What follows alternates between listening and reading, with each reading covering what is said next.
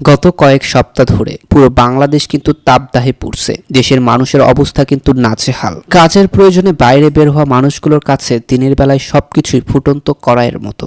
শুধু মানুষ নয়, হাঁসফাঁস অবস্থা প্রাণ প্রকৃতিরও। এই অবস্থায় বৃষ্টির প্রার্থনায় দেশের বিভিন্ন জায়গায় বিশেষ নামাজ আদায় করছেন মুসল্লিরা।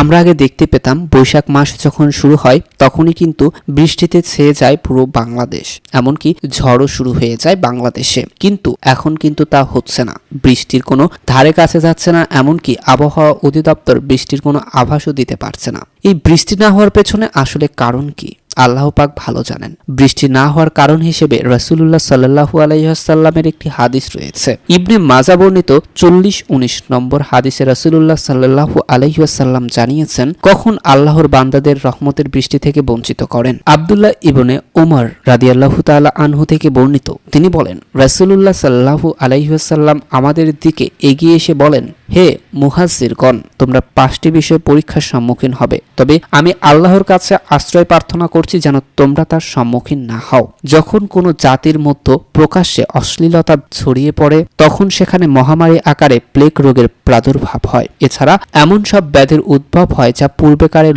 লোকদের মধ্যে কখনো দেখা যায়নি। যখন কোনো জাতি ওজন ও পরিমাপের কারচুপি করে তখন তাদের ওপর নেমে আসে দুর্ভিক্ষ, শাসকের তরফ থেকে অত্যাচার, কঠিন বিপদ মুসিবত, এবং যখন জাকাত আদায় করে না তখন আসমান থেকে বৃষ্টি বর্ষণ বন্ধ করে দেওয়া হয়।